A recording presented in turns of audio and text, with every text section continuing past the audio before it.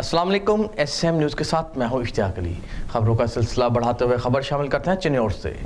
माह मुहर्रम हराम शुरू होते ही जहाँ नवासे रसूल जिगर गोशाए बतूल के लाजवाल कुर्बानियों की याद ताज़ा हो जाती है, वहीं करबला में इमाम गाजी अब्बास अलैहिस्सलाम के झंडा थामे रखने की मिसाल ता क़यामत बुलंद रहेगी।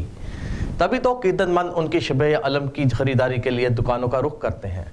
इसी हवाले से मज़ीद तफ़सीलात जानते हैं हमारे नुमाइंदे वसीम दुरानी की इस रिपोर्ट में।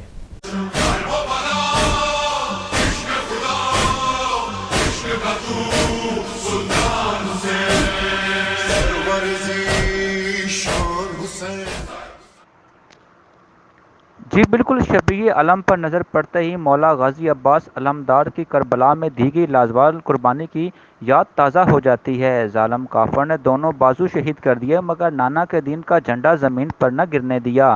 तभी तो अक़ीदतमंद माह मुहर्रम शुरू होते ही अलम की खरीदारी करते हैं और अपने घरों को सुनहरी रंग के अलम घरों पर सजाते हैं।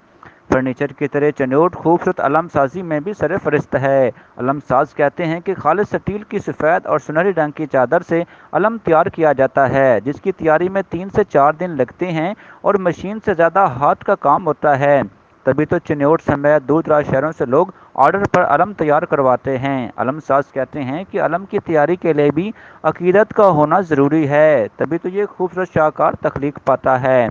अलंग पाक दर हकीकत गाजी अब्बास अलमदार के झंडे की शबी है, इसलिए अकीदतमंदों की इनसे वालियाना मोहब्बत और एहतराम में जीतनी है। कैमरामैन टीम के साथ वसीम खान दुरानी, एसएम न्यूज़ चिन्नौर।